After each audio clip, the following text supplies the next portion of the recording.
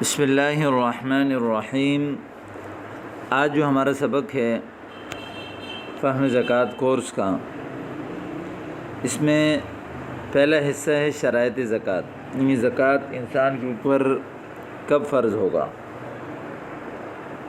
یاد رکھیں کہ زکوٰۃ تب فرض ہو جاتا ہے کہ جب سال گزر چکا ہو، یعنی آپ کے پاس جو نصاب کا مال ہے وہ آ گیا اور اس مال کے اوپر سال گزر جائے تو تب آپ کے اوپر زکوٰۃ فرض ہے۔ یہاں ایک بات یہ بھی یاد رکھیں کہ ہر مال پر سال گزرنا ضروری نہیں ہے۔ مثال کے طور پر آپ کے پاس یکم رمضان کو 2 لاکھ روپے آ گئے، اب اگلے رمضان تک یہی 2 لاکھ روپے یعنی نصاب کے برابر مال موجود ہو تو آپ کے اوپر زکوٰۃ فرض ہے۔ اسی طرح مثال سال کے یعنی یکم رمضان کو 2 لاکھ روپے تھے، اس کے بعد آگے جا کے ذی الحج، محرم، سفر کو 2 لاکھ روپے اور آ گئے تو یہ 4 لاکھ ہو گئے، اس کے بعد جا کے رجب کو 2 لاکھ روپے اور آ گئے تو یہ 6 لاکھ ہو گئے، اور اب یعنی سال گزرنے کے بعد یکم رمضان کو 6 لاکھ روپے آپ کے پاس ہیں تو آپ ٹوٹل 6 لاکھ کی زکوٰۃ دیں گے۔ یہ نہیں کہیں گے کہ باقی جو 4 لاکھ روپے ہیں اس میں تو سال نہیں گزرا، ہر مال میں سال گزرنا ضروری نہیں ہے، یعنی سال کی ابتدا میں مال پورا ہو نصاب کے برابر اور سال کے اینڈ میں وہی نصاب تک ہو وہ مال، درمیان میں بھلے وہ مال کبھی اوپر نیچے ہو جائے، کم ہو جائے، زیادہ ہو جائے، سال کی ابتدا اور سال کی انتہا کو دیکھا جاتا ہے۔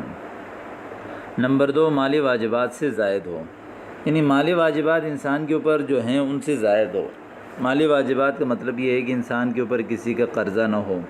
ایک انسان کے اوپر 5 لاکھ روپے ہیں، اس کے اوپر سال بھی گزر گیا لیکن اس کے اوپر 5 لاکھ روپے کا قرضہ ہے، تو اب دیکھیں یہ چونکہ یہ مالی واجبات سے زائد نہیں ہے، اگر قرضہ دیں گے تو 5 لاکھ روپے ختم ہو جائے گا، تو لہذا اس کے اوپر زکوٰۃ واجب نہیں ہے۔ مالی واجبات میں انسان کے قرضے آ جاتے ہیں، اسی طرح مکان کرائے کا ہے تو 1 مہینے کا بل آ جاتا ہے، بجلی کا بل آ جاتا ہے، پانی کا بل آ جاتا ہے، گیس کا بل آ جاتا ہے، یوٹیلیٹی بلز آ جاتے ہیں، بچوں کی اسکول کی فیس آ جاتی ہے، کہیں قسطوں پہ کوئی چیز خریدی ہے تو 1 مہینے کی قسط آ جاتی ہے۔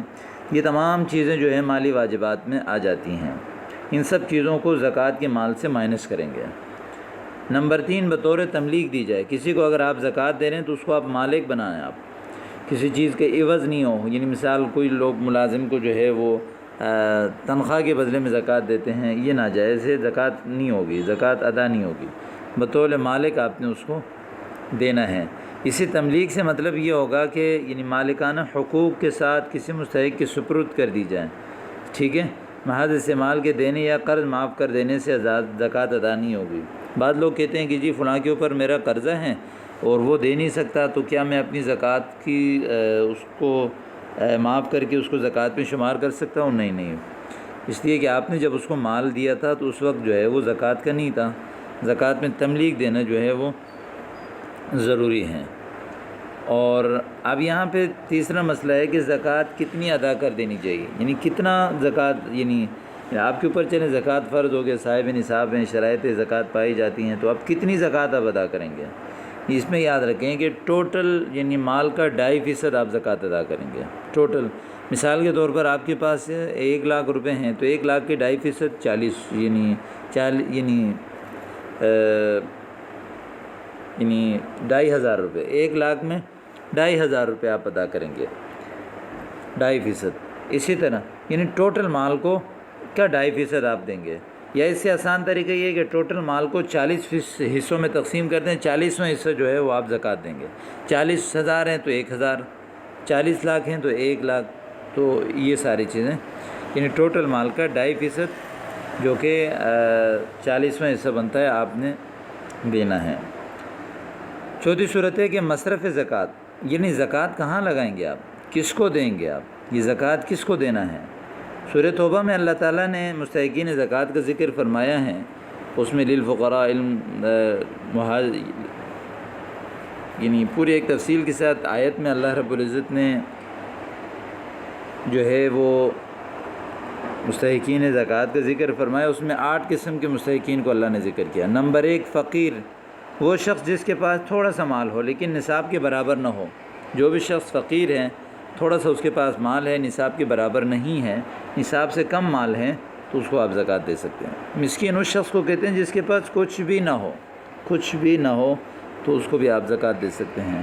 نمبر 3، جو کارکن زکوٰۃ وصول کرنے پر متعین ہو، چونکہ ایک ادارہ جو زکوٰۃ وصول کرنے پر کسی کو جو ہے وہ مقرر کرتی ہے تو وہ زکوٰۃ کی رقم اس کارکن پر بھی لگا سکتے ہیں۔ نمبر 4، جن کی دلجوئی کرنا منظور ہو، یعنی وہ لوگ جن کی دلجوئی کرتے تھے، دیتے تھے تاکہ وہ اسلام لے کر آئیں، مسلمان ہوں، یا ابھی تازہ اسلام لے کر آئیں تو ان کو مال دیتے تھے تاکہ وہ اسلام پر جو ہے وہ ثابت قدم رہیں۔ نمبر 5، وہ غلام جس کی آزادی مطلوب ہو، ایک غلام ہے، اس کو اس کے آقا نے کہا کہ مجھے اتنے پیسے دو، میں تمہیں آزاد کرتا ہوں، تو اب اس کی آزادی کے بدلے میں آپ اس کو زکوٰۃ دے سکتے ہیں۔ قرض دار یعنی وہ شخص جس کی ذمہ دار لوگوں کا قرضہ ہو اور اس کے پاس قرض سے بچا ہوا بقدر نصاب کوئی مال نہ ہو۔ ایک شخص سے بیچارہ مال قرضے میں ڈوبا ہوا ہے اور قرضے کے علاوہ اس کے پاس نصاب کے برابر کوئی مال نہیں ہے، تو آپ اس قرض دار کو بھی زکوٰۃ ادا کر سکتے ہیں۔ عموماً لوگ پوچھتے ہیں کہ فلاں شخص بہت مقروض ہے تو کیا ہم اس کو زکوٰۃ دے سکتے ہیں؟ جی بالکل، مقروض شخص کو آپ زکوٰۃ دے سکتے ہیں، شرط یہ ہے کہ اس کے پاس قرض کے علاوہ جو ہے وہ نصاب کے برابر کوئی مال نہ ہو۔ اللہ کے راستے میں جہاد کرنے والا یعنی جہاد مجاہدین فی سبیل اللہ کو آپ جو ہے وہ اپنی زکوٰۃ دے سکتے ہیں۔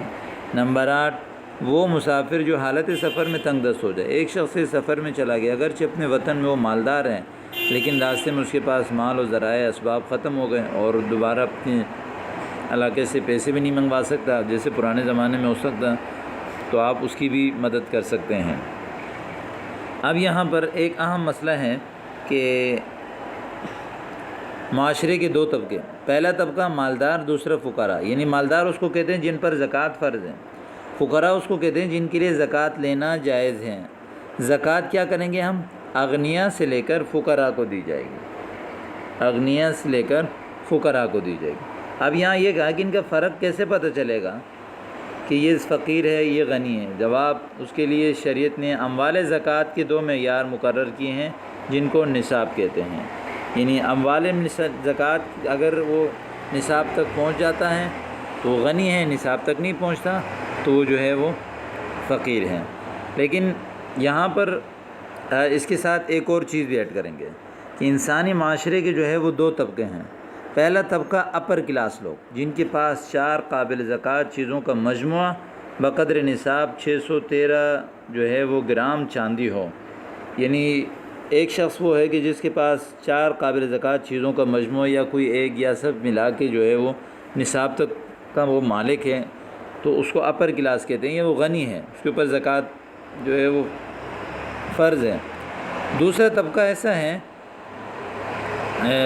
کہ جس کے پاس 4 چیزوں کا مجموعہ ملا کر چاندی کے نصاب کے برابر نہ ہو، چاندی کے نصاب کے برابر نہ ہو، تو اس شخص کو جو ہے وہ فقیر کہتے ہیں۔ پہلے پر زکوٰۃ دینا فرض ہے، دوسرے کے لیے زکوٰۃ لینا جائز ہے۔ تو یہاں پر ایک اور تیسری بات بھی یاد رکھیں کہ زکوٰۃ ایک شخص ہے، مثال کے طور پر وہ اگرچہ اس کے اوپر زکوٰۃ فرض نہیں ہے لیکن اس کے لیے زکوٰۃ لینا بھی جائز نہیں ہے۔ یہ وہ شخص ہوتا ہے کہ جس کے اوپر یعنی اموال زکوٰۃ، سونا، چاندی، نقدی، مال تجارت کے علاوہ ضرورت سے زائد جو سامان ہوتے ہیں نا، گھر میں ضرورت سے زائد سامان اس کو کہتے ہیں جو سال میں ایک بار بھی استعمال نہ ہو، ضرورت سے زائد سامان کو بھی ملا کر اگر اس کے جو مال ہے وہ نصاب تک پہنچ جاتا ہے تو اب اس شخص کے اوپر بھی زکوٰۃ لینا جائز نہیں ہے، اگرچہ زکوٰۃ اس کے اوپر فرض نہیں ہے۔ جیسے ایک مکان ہے یعنی پلاٹ ہے، اس نے کوئی لے کے رکھ لیا تھا، وہ حالانکہ وہ اس کے اوپر زکوٰۃ فرض نہیں ہے، لیکن چونکہ وہ پلاٹ ذاتی استعمال کے لیے لے کے رکھا ہے تو ضرورت سے زائد ہے، لیکن اس کے اوپر زکوٰۃ فرض بھی نہیں ہے اور زکوٰۃ لینا بھی جائز نہیں ہے۔ یعنی زکوٰۃ جو ہے وہ 4 چیزوں میں فرض ہوتا ہے، اموال زکوٰۃ یعنی سونا، چاندی، نقدی، مال تجارت، یہ 4 چیزیں ملا کر جو اگر صاحب نصاب ہو جائے تو اس کے اوپر زکوٰۃ فرض ہے۔ ان 4 چیزوں کے ساتھ اگر ضرورت سے زائد سامان کو بھی ملا کر کوئی صاحب نصاب ہو جائے تو اس کے لیے زکوٰۃ لینا جائز نہیں ہے۔ ان 4 چیزوں کے ساتھ ضرورت سے زائد سامان کو بھی ملا کر پھر بھی صاحب نصاب نہیں بنتا تو اس شخص کے لیے زکوٰۃ لینا جائز ہے۔ مصرف زکوٰۃ یعنی انسانی معاشرے کا دوسرا طبقہ جو غربت کی شرعی لکیر سے نیچے جیتا ہے تو اس کے اوپر آپ زکوٰۃ دے سکتے ہیں، یعنی جو پیچھے ٹوٹل 8 اقسام ذکر کیے ہیں، لیکن ان 8 اقسام کے کچھ قید ہیں۔ پہلی شرط یہ ہے کہ آپ یعنی فقیر غیر مسلم نہ ہو، غیر مسلم کو صرف نفلی صدقہ دیا جا سکتا ہے، یعنی آپ بطور صدقہ کوئی بھی چیز یعنی خیرات میں صدقے میں دے سکتے ہیں، لیکن جو واجبات صدقہ ہیں آپ وہ نہیں دے سکتے ہیں۔ صدقہ فطر ہے، زکوٰۃ ہے، اسی طرح فدیہ ہیں، تو مسلمان ہونی چاہیے۔ نمبر 2، حضور صلی اللہ علیہ وسلم کے خاندان یعنی ہاشمی سید نہ ہو، ہاشمی اور سید نہ ہو۔ اگر کوئی ہاشمی اور سید ضرورت مند ہے تو آپ اس کی اپنی طرف سے مدد کریں۔ نمبر 3، زکوٰۃ دینے والے کا قریبی رشتہ دار یا قریبی تعلق دار نہ ہو۔ قریبی رشتہ دار کا کیا مطلب؟ جن سے انسان پیدا ہوا، یعنی والد اور والدہ کو آپ زکوٰۃ نہیں دے سکتے۔ اور اسی طرح جو انسان سے پیدا ہوئے ہیں، یعنی بیٹا بیٹی، پوتا پوتی، نواسہ نواسی، ان کو بھی آپ زکوٰۃ نہیں دے سکتے۔ اسی طرح دادا دادی، نانا نانی، ان کو بھی آپ زکوٰۃ نہیں دے سکتے۔